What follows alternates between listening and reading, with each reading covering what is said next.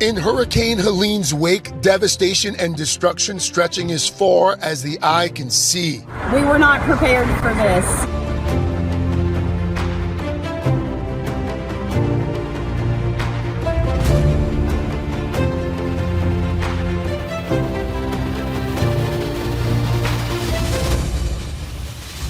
When disaster strikes North Carolina, seconds matter, and coordination saves lives.